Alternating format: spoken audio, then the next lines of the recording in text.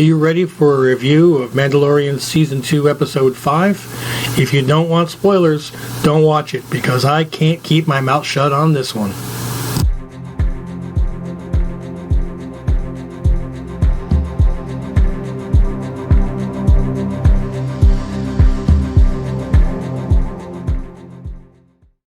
Well, welcome back, everybody. As I said in the intro, if you don't want spoilers, don't watch this. Okay, so this is your perfect time to quickly click like and subscribe and then turn off the video and watch it again later. But it's Friday morning. I watched it already, and here we go. So it starts off with your normal Lucasfilm and everything, and there is a fight scene going on in a dying forest, and 45 seconds into the episode, after the credits, guess who we get? I don't have a white lightsaber. Well, I probably could make it white, but I just went blue for nostalgia. Let me turn it off.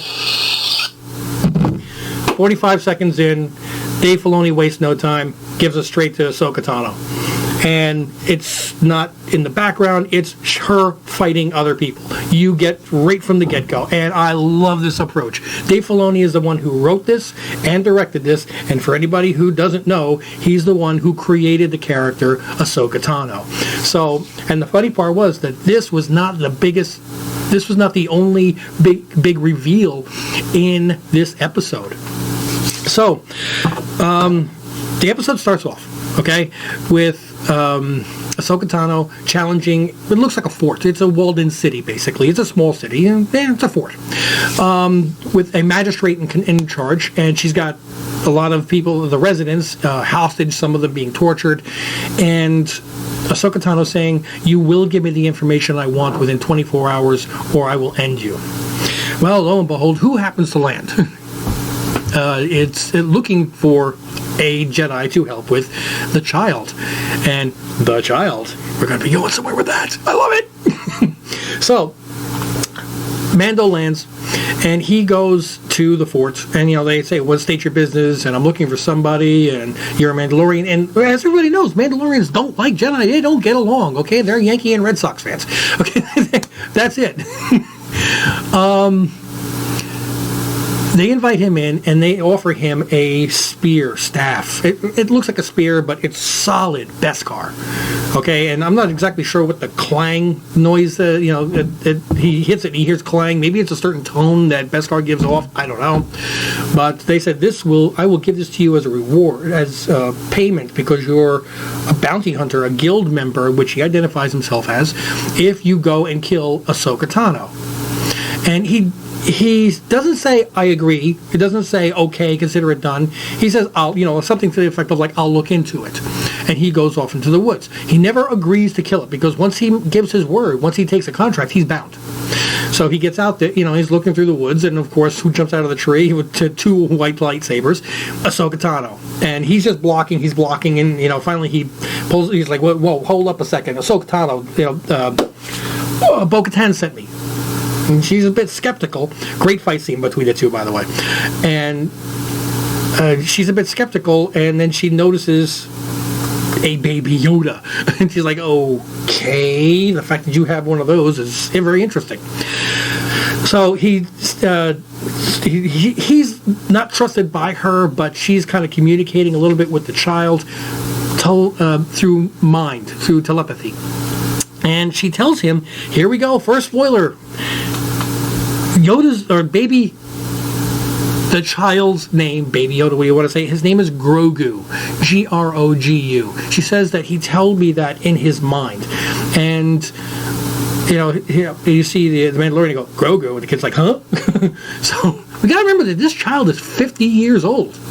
Okay, it's not a baby by the way we understand babies. It's a baby by their lifespan. But this kid has been around. She informs him that he was actually at the Jedi Temple on Coruscant and was being trained. And then, when the Order 66 came, and then they hid him, and he stopped using his abilities to try to hide. So he's very cognizant of what he can do, and he does. He doesn't show Ahsoka that he can use the Force, but he does show Mando, because Mando is become like a father figure to him. He trusts Mando, and even though he's talking telepathically with Ahsoka, the child Grogu doesn't know Ahsoka yet. So Mando asks, would you please train the child? She's like, nope. He's like, what do you mean no? So look, you need to take this village. We'll take this village, and I'll help you. They're never going to expect a Mandalorian and a Jedi to take, to get together, and then in payment, you train the child. So they go and they storm, and again, big fight scene, really, really worth it. And then the one that made me scream out loud is she finally gets together with the magistrate. She's got the lightsaber up against her throat. And she's like, I want the information. Tell me who is your master. And I'm like, master? A magistrate's master. This is not a Sith Lord's master. This is not, a dark Force user. This is a politician. So who is the master? And then the hairs on the back of my neck start standing up. I'm like, could it be? Well, I mean, we are in what do you call it? The area of Uncharted. The Uncharted areas where all these planets are. The Outer Rim. And I'm sorry, I'm just still excited about the episode. And she says, tell me, where is Grand Admiral Thrawn? And I jumped up screaming. Okay, I'm clapping my hands like, yes! My dogs freak out. They go running out of the house. They're like, Daddy's flipping out. I had to call them back in and go, no, sorry, I'm just a little bit of a Star Wars nut. But yes, I actually pointed correctly. Yes! Grand Admiral Thrawn will be coming into this, which also means I think that we're going to see Ezra Bridger, because they were on the same ship at the same time going to the Outer Rim. That's what Ezra did, was he took Grand Admiral Thrawn and his fleet to the Outer Rim, where there were no star mapping charts or anything. And the reason this, is because these space whales, if you watch the Rebels, they knew the galaxy better than humanoids did, because of all their centuries and millennia of traveling throughout the galaxy. And one of the things is you can't go just hyperspace into an uncharted area, because you don't know where the stars are, the planets are, the asteroid fields are. And if you go light speed into an uncharted area, you have a very high risk of just smashing into something and blowing up your ship. So that's why every time you see in all of Star Wars canon, whenever they're going into hyperspace, they're setting the coordinates. They're checking the star maps. They're making sure, I'm going to go straight that way, and I should be able to go without smashing into anything. But you can't do that into a room blindfolded where you don't know where the furniture is, So that's why Ezra took the entire armada that Grand Admiral Thrawn had and took him into an area where he had no way of knowing how to get back. So we've got 15 years now, or more, since the first Death Star was destroyed. And since Order 66, actually it's probably even longer than that, because we're 15 years after the destruction of the second Death Star. And Rebels is at the destruction of the first. No, it's 5 years after. Whatever the heck it is, it's years after. So the whole question is, what has Ahsoka Tano been doing all of this time? What has Grand Admiral Thrawn been doing all of this time? After she gets her information, she says to Mandalorian, I cannot train your child. He said, we had a deal. And she said, look, you got to take him to the Jedi Temple and put him on the highest, I guess, stick him on top of the temple on the seat. And he'll have you'll get a vision and instructions on what to do. And then it'll direct you where to find a Jedi. And you got to remember that she hasn't told him. She's not a Jedi. She's a Force user, but she has pulled herself out of the Jedi order because of the false accusations that went on during the Clone Wars. She never rejoined them. Okay. I think, and she says, there's not too many of us left, which means she knows some. Which means, in my opinion, Ezra has to have survived, because Ezra identifies himself as a Jedi. He was trained by Kanan. If she's after Grand Admiral Thrawn, that means that she knows that Grand Admiral Thrawn is alive, and who was on the same ship was Ezra Bridger. I think that we're going to wind up seeing Ezra Bridger coming up soon. At the end of the episode, she turns around and walks away. Very similar. I think that that's going to be a stop-off point. She'll pop in from time to time. She's not going to be joining up with the Mandalorian and, okay, we have our little raid party for Dungeons and Dragons. We're going to go off. Okay, this was just somebody that popped up in this episode, will be in the future.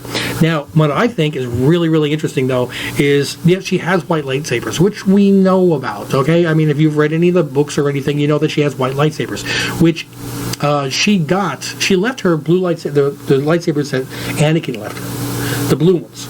Well, the one that was still left. She left that there for him to pick up. A lot of people say, well, she wanted it to look like she was dead.